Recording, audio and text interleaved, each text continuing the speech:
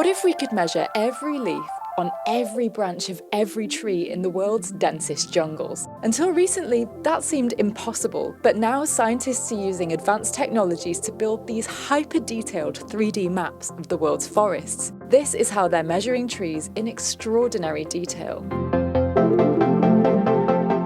Scientists can measure how much carbon a tree holds by measuring its biomass, and that's made up of different parts like its bark and its leaves. And in the past, the instruments they used to do this weren't that much more sophisticated than this tape measure. But new technologies are helping the world's ecologists measure forests in much greater detail. The rainforest is a vast store of carbon. These are hyper-diverse ecosystems, different tree types, different histories. So we have a problem in figuring out how much carbon there is in the world's forests. And that's where the Biomass satellite comes in. Launched in 2025 by the European Space Agency, it emits the longest wavelength of radar ever sent from space. The longer the wavelength, the bigger the elements that are picked up, including tree stems and branches. When we look at the Amazon from space with an optical satellite, so imagine just like human eyesight, you see this huge green blob. The greenness doesn't give us a lot of rich detail. Radar data takes us into a new wavelength of viewing this landscape, and it looks through the leaves, through the small branches, and gives you information about the big stems and about the soil and the form of the land underneath the trees.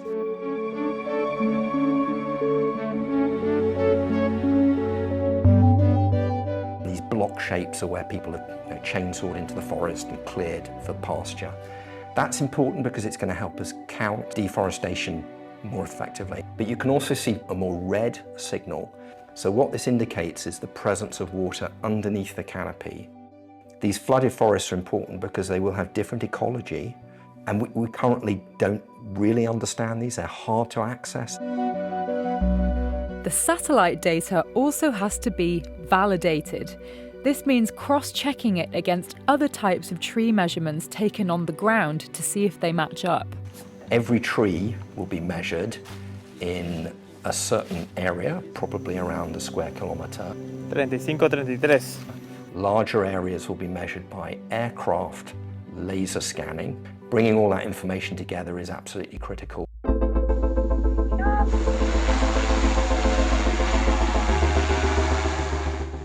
Now, this isn't the tropics, but scientists here at the University of Cambridge are also using technology to revolutionise how trees are measured. This is really being pulled by the wind. Dr. Emily Lyons and her colleagues are using LiDAR to scan forests across Europe.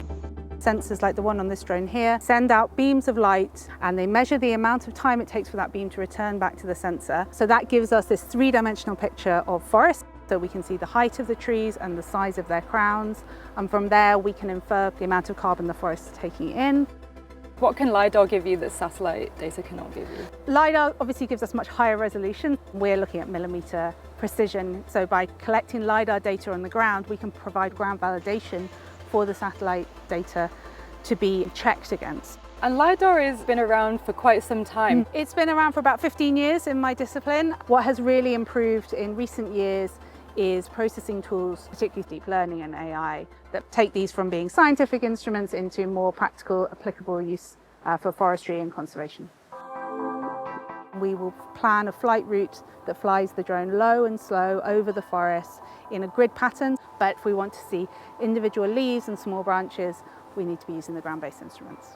Oh, careful of the nettles. It's challenging to get through here.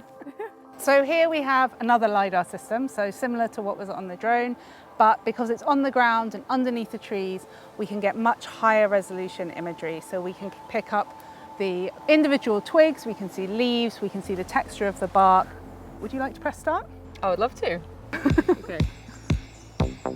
Time for a quick LiDAR selfie. You want to pull any cool shapes? Okay, I don't know.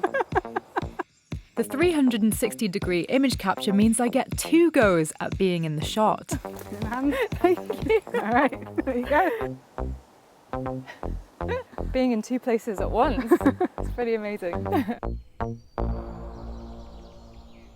So this is the most cutting edge of the technologies that we use in my group. It's much more maneuverable. This is a much lower cost option. So this is a commercially available off-the-shelf LiDAR, and it's mounted on an open hardware 3D printed system that anyone with a 3D printer could make for themselves. Once it's powered up and these lights start going, we press go and you can walk around this beautiful woodland and scan some trees for us. Okay.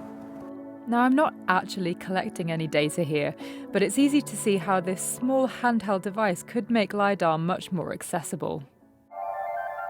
Back at Emily's office, she's showing me how her team is using AI to process the LiDAR data.